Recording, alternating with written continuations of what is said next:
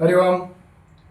ಈ ದಿನ ನಮ್ಮ ಮನೆಯಲ್ಲಿ ಅಗ್ನಿಹೋತ್ರವನ್ನು ಮಾಡಿದ್ದೀವಿ.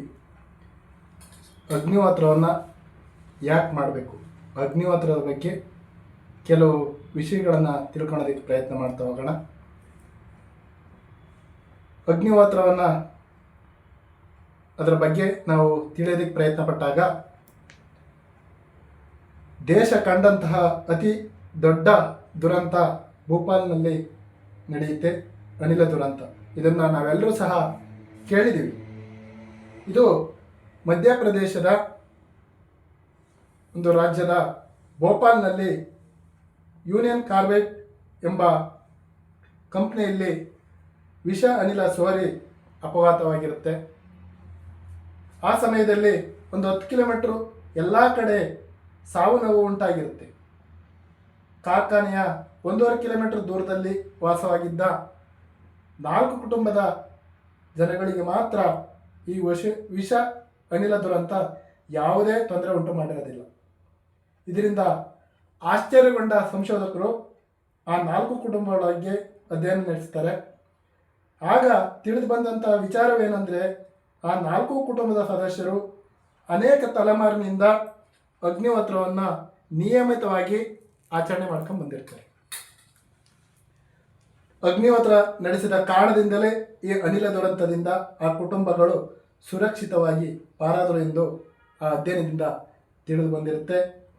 ಆ 4 ಕುಟುಂಬಗಳು ಬಹಳ ಹಿಂದಿನ ಕಾಲದಿಂದಲೂ ಸಹ ಅಗ್ನಿಹೋತ್ರವನ್ನು ಆಚರಣೆ ಮಾಡುತ್ತಾ ಸುತ್ತಮುತ್ತಲಿನ ಪರಿಸರವನ್ನು ಶುದ್ಧೀಕರಣ ಮಾಡ್ತಾ ಬಂದಿರ್ತಾರೆ. ಆ ಪರಿಸರದಲ್ಲಿ ವಾಯು ಮಾಲಿನ್ಯ ಹಾಗೂ ವಿಷ ಅನಿಲ ಪರಿಣಾಮಗಳೇ ಉಂಟಾಗಿರೋಲ್ಲ. ಭೋಪಾಲ್ನ ದುರಂತದ ನಂತರ ಪ್ರಾಚೀನ ಕಾಲದಿಂದ ಆಚರಣೆಯಲ್ಲಿದ್ದಂತಹ ಅಗ್ನಿಹೋತ್ರ ಕ್ರಮೇಣ ಮಹತ್ವ ಬೆಳಕಿಗೆ ಬರುತ್ತದೆ. ಈಗಾಗಲೇ ಅಮೇರಿಕಾ, ಮಲೇಷಿಯಾ, ಜರ್ಮನಿ ಮತ್ತು ಮೊದಲಾದ ರಾಷ್ಟ್ರಗಳಲ್ಲಿ ಬಹಳಷ್ಟು ಜನರು ಅಗ್ನಿಹೋತ್ರವನ್ನು ಆಚರಣೆ ಮಾಡ್ಕೊಂಡು ಬಂದಿದ್ದಾರೆ. ಅಗ್ನಿಹೋತ್ರ ಅಂದರೆ ಏನು? ಹಾಗಾದರೆ ಆ ಅಗ್ನಿಹೋತ್ರದ ಹೋಮ ಅಂದರೆ ಏನು, ಇದನ್ನು ಯಾಕೆ ಆಚರಣೆ ಮಾಡ್ತೀವಿ ಅನ್ನೋದನ್ನು ನಾವು ತಿಳಿಯೋಕ್ಕೆ ಪ್ರಯತ್ನ ಪಟ್ಟಾಗ, ಭಾರತದಲ್ಲಿ ಬಹಳ ಪ್ರಾಚೀನ ಕಾಲದಿಂದಲೂ ಸಹ ಚಾಲ್ತಿಯಲ್ಲಿರುವಂತಹ ಅಗ್ನಿಹೋತ್ರ ಈ ಪದ್ಧತಿ ಸೂರ್ಯೋದಯ ಮತ್ತು ಸೂರ್ಯಾಸ್ತ ಕಾಲದಲ್ಲಿ ಮಾಡಬಹುದಾದಂಥ ಒಂದು ಸಣ್ಣ ಹೋಮ. ಅಗ್ನಿಯ ಮೂಲಕ ವಾತಾವರಣವನ್ನು ಶುದ್ಧೀಕರಿಸುವ ಪ್ರಕ್ರಿಯೆ ಇದರ ಮೂಲ ಒಂದು ತತ್ವ. ಯಾರು ಈ ಹೋಮವನ್ನು ಆಚರಿಸ್ತಾರೋ ಅವ್ರನ್ನ ಅಗ್ನಿಹೋತ್ರಿಗಳು ಅಂತ ಕರೀತಾರೆ. ಅಗ್ನಿಹೋತ್ರದ ಮಹಾಯಜ್ಞಗಳಲ್ಲಿ ಅಗ್ನಿಹೋತ್ರವು ಸಹ ಇದು ಒಂದಾಗಿತ್ತು. ಇದರ ವಿಶೇಷ ಏನಪ್ಪ ಅಂದರೆ, ಸೂರ್ಯೋದಯ ಮತ್ತು ಸೂರ್ಯಾಸ್ತ ಸಮಯದಲ್ಲಿ ಕೇವಲ 15ರಿಂದ 20 ನಿಮಿಷಗಳ ಕಾಲ ಯಾವುದೇ ಜಾತಿ ಭೇದಗಳಿಲ್ಲದಲೇ, ಯಾವುದೇ ಲಿಂಗದ ತಾರತಮ್ಯವಿಲ್ಲದಲೇ ಈ ಒಂದು ಅಗ್ನಿಹೋತ್ರವನ್ನು ಮಾಡ್ಬೋದು.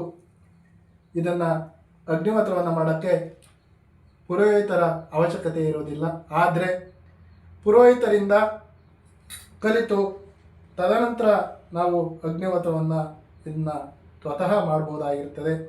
ಈ ಒಂದು ಅಗ್ನಿಹೋತ್ರವನ್ನು ಮಾಡೋದಕ್ಕೆ ಏನೆಲ್ಲ ಬೇಕಾಗುತ್ತೆಪ್ಪ ಅಂದರೆ, ತಾಮ್ರದ ಹೋಮಕುಂಡ, ಬೆರಣಿ, ಗೋವಿನ ಶುದ್ಧ ತುಪ್ಪ, ಹಿಮಾಲಯ ಪರ್ವತಗಳಿಂದ ಗಿಡಮೂಲಿಕೆಗಳಿಂದ ಒಂದು ಸೃಷ್ಟಿಯಾದಂತಹ ಗಿಡಮೂಲಿಕೆಗಳ ಒಂದು ಪುಡಿ ಬೇಕಾಗುತ್ತದೆ. ಈ ಅಗ್ನಿಹೋತ್ರ ತುಂಬ ಸುಲಭವಾದ ಪದ್ಧತಿ.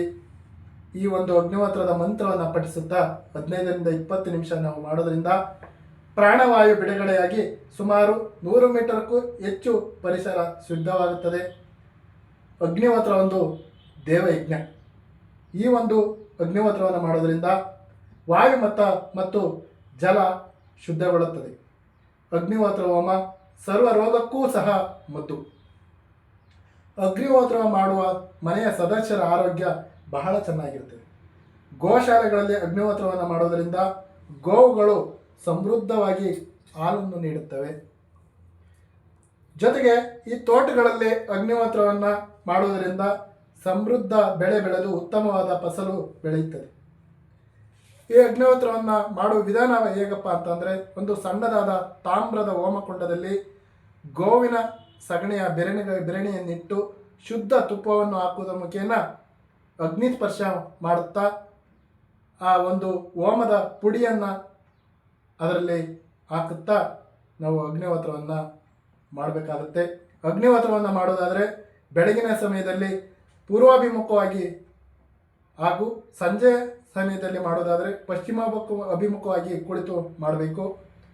ಸೂರ್ಯೋದಯದ ವೇಳೆ ಅಗ್ನಿಹೋತ್ರವನ್ನು ಮಾಡೋದಾದರೆ ಪಡಿಸಬೇಕಾದ ಒಂದು ಮಂತ್ರ, ಸುಲಭವಾದ ಮಂತ್ರ, ಬೆಳಗ್ಗೆ ಸೂರ್ಯಾಯ ನಮಃ, ಸೂರ್ಯಾಯ ಸ್ವಾಹ, ಸೂರ್ಯಾಯ ಇದನ್ನಮಃ, ಪ್ರಜಾಪತಯೇ ಸ್ವಾಹ, ಪ್ರಜಾಪತಯೇ ಇದನ್ನಮಃ ಅಂತ ಬೆಳಗಿನ ಸಮಯದಲ್ಲಿ ನಾವು ಮಂತ್ರವನ್ನು ಉಚ್ಚಾರಣೆ ಮಾಡ್ತಾ ನಾವು ಅಗ್ನಿಹೋತ್ರ ಮಾಡ್ಬೋದಾಯ್ತು. ಇನ್ನೊಂದು ಬಾರಿ ಹೇಳ್ತೀನಿ.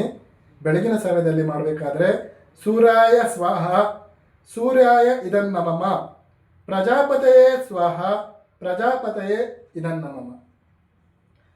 ನಂತರ ಸೂರ್ಯಾಸ್ತನ ಸಮಯದಲ್ಲಿ ಏನಾದರೂ ಅಗ್ನಿಹೋತ್ರ ನಾವು ಮಾಡಬಹುದಾದರೆ ಪಡಿಸಬೇಕಾದ ಮಂತ್ರ ಓಂ ಅಗ್ನೇಯೇ ಸ್ವಾಹ, ಅಗ್ನೇಯೇ ಇದನ್ನಮಃ, ಓಂ ಪ್ರಜಾಪತಯೇ ಸ್ವಾಹ, ಪ್ರಜಾಪತಯೇ ಇದನ್ನಮಃ.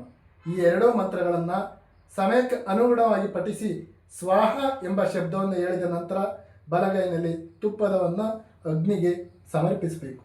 ನಂತರ ಅಗ್ನಿ ನಂದುವವರೆಗೂ ಸಹ ಧ್ಯಾನಾಸಕ್ತರಾಗಿ ನಾವು ಕುಳಿತುಕೊಳ್ಬೇಕು. ಪಿರಮಿಡ್ ಆಕಾರದ ತಾಮ್ರದ ಹೋಮಕುಂಡವನ್ನು ಇದಕ್ಕೆ ಬಳಸಬೇಕು. ಇದಕ್ಕೆ ನಿಶ್ಚಿತ ಒಂದು ಕಾರಣವೂ ಸಹ ಇರ್ತದೆ. ತಾಮ್ರಕ್ಕೆ ಸೂಕ್ಷ್ಮಾಣು ಜೀವಿಗಳನ್ನು ನಾಶಪಡಿಸಬಲ್ಲಂತಹ ವಿಶೇಷವಾದ ಗುಣವಿದೆ. ತಾಮ್ರದ ಪಾತ್ರೆಯಲ್ಲಿ ಮಾಡಿದ ಹವನದಿಂದ ಕಡಿಮೆ ಕಾಲದಲ್ಲಿಯೇ ಹೆಚ್ಚು ತೇಜಸ್ಸು ಹೊರಗೆ ಬರುತ್ತದೆ. ಪಿರಮಿಡ್ ಆಕಾರದ ಹೋಮಕುಂಡವನ್ನು ಉಪಯೋಗಿಸುವುದರ ಮುಖೇನ ಅದರಿಂದ ಸೃಷ್ಟಿಯಾದಂತಹ ತೇಜಸ್ಸಿನ ಪರಿಣಾಮದಿಂದ ಸರಿಯಾದ ವಿನಿಮಯ ಆಗುತ್ತದೆ. ಅಗ್ನಿಹೋತ್ರಕ್ಕೆ ಬೆರಣಿ ಬಹಳ ಮುಖ್ಯವಾದ ವಸ್ತು. ಬೆರಣಿಯು ಗೋವಿನ ಗೋಮಯದಿಂದಲೇ ಮಾಡಲ್ಪಟ್ಟಿರುತ್ತದೆ. ಗೋಮಯದಲ್ಲಿ ರೋಗ ನಿರೋಧಕ ಶಕ್ತಿ ಹೆಚ್ಚಾಗಿರುತ್ತದೆ. 1 ಚಮಚ ಗೋವಿನ ದೇಶಿ ತುಪ್ಪವನ್ನು ಬೆಂಕಿಗೆ ಸುರಿದಾಗ ವಾತಾವರಣ ಶುದ್ಧಿಯಾಗುತ್ತದೆ. ಗೋವಿನ ತುಪ್ಪವನ್ನು ಬೆಂಕಿಗೆ ಹಾಕಿದಾಗ ಅನೇಕ ಧನಾತ್ಮಕ ಗುಣಗಳು ಪ್ರಕಟಗೊಳ್ಳುತ್ತವೆ.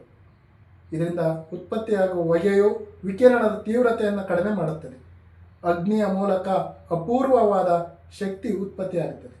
ಈ ಶಕ್ತಿ ಸುತ್ತಮುತ್ತಲಿನ ವಸ್ತುಗಳ ಮೇಲೆ ಹರಡಿಕೊಳ್ಳುತ್ತದೆ. ಸ್ವಲ್ಪ ತುಪ್ಪ ಬಳಸಿದರೂ ಸಹ ಅಪಾರವಾದ ಆಮ್ಲಜನಕ ಉತ್ಪತ್ತಿಯಾಗುತ್ತದೆ. ಹಾಗಾದರೆ ಅಗ್ನಿಹೋತ್ರವನ್ನು ಮಾಡೋದ್ರಿಂದ ಏನೆಲ್ಲ ಉಪಯೋಗಗಳು ಅನ್ನೋದನ್ನು ನಾವು ತಿಳಿಯೋದಕ್ಕೆ ಪ್ರಯತ್ನ ಪಟ್ಟಾಗ ವೈಜ್ಞಾನಿಕವಾಗಿ ಸಾಬೀತಾದ ಈ ಹೋಮ ಇದು ವಾತಾವರಣದ ಕಲುಷತೆಯನ್ನು ಕಡಿಮೆ ಮಾಡುತ್ತದೆ. ಜೊತೆಗೆ ಎಲ್ಲ ವಿಷ ಅನಿಲಗಳ ದುಷ್ಪರಿಣಾಮಗಳನ್ನು ಕಡಿಮೆ ಮಾಡುತ್ತದೆ. ಅಗ್ನಿಹೋತ್ರದ ಹೋಮ ವಾತಾವರಣದ ಆಮ್ಲಜನಕದ ಮಟ್ಟವನ್ನು ಸುಧಾರಣೆ ಮಾಡುತ್ತದೆ. ಸುತ್ತಮುತ್ತಲಿನ ಪರಿಸರದಲ್ಲಿ ರೋಗಾಣುಗಳು, ವಿಷಜಂತುಗಳು ಮತ್ತು ಅನಾರೋಗ್ಯ ಸೃಷ್ಟಿಸುವ ಸೂಕ್ಷ್ಮ ಜೀವಿಗಳಿದ್ದರೆ ಅವನ್ನೆಲ್ಲ ನಾಶವಾಗಿ ಬಿಡುತ್ತವೆ. ಅಗ್ನಿಹೋತ್ರದ ನಂತರ ಅದರ ಭಸ್ಮವನ್ನು ಸಸಿಗಳಿಗೆ ಗೊಬ್ಬರವಾಗಿ ಬಳಕೆ ಮಾಡೋದರಿಂದ ಸಸಿಗಳು ಸಮೃದ್ಧವಾಗಿ ಬೆಳೆಯುತ್ತವೆ ಎಂಬುದು ಸಂಶೋಧನೆಯಿಂದ ಸಾಬೀತಾಗಿದೆ. ಏಕೆಂದರೆ ಭಸ್ಮವನ್ನು ಸಸಿಗೆ ಹಾಕುವುದರಿಂದ ಸಸಿಗಳಿಗೆ ಬೇಕಾಗಿರುವ ಪೊಟ್ಯಾಷಿಯಂ ಹಾಗೂ ನೈಟ್ರೋಜನ್ಗಳು ಹೇರಳವಾಗಿ ದೊರೆಯುತ್ತವೆ. ಅಗ್ನಿಹೋತ್ರದ ವಾತಾವರಣದಿಂದ ಮಕ್ಕಳ ಮೇಲೆ ಒಳ್ಳೆಯ ಪರಿಣಾಮಗಳು ಉಂಟಾಗಿ ಅವರಿಗೆ ಒಳ್ಳೆಯ ಸಂಸ್ಕಾರ ದೊರೆಯುತ್ತದೆ. ಮಕ್ಕಳಲ್ಲಿ ಕೋಪ ಕಡಿಮೆಯಾಗಿ ಶಾಂತ ಸ್ವಭಾವ ಬೆಳೆಯುತ್ತದೆ. ಓದುವ ಹವ್ಯಾಸದ ಅಧ್ಯಯನದಲ್ಲಿ ಮಕ್ಕಳಿಗೆ ಏಕಾಗ್ರತೆ ಉಂಟಾಗುತ್ತದೆ.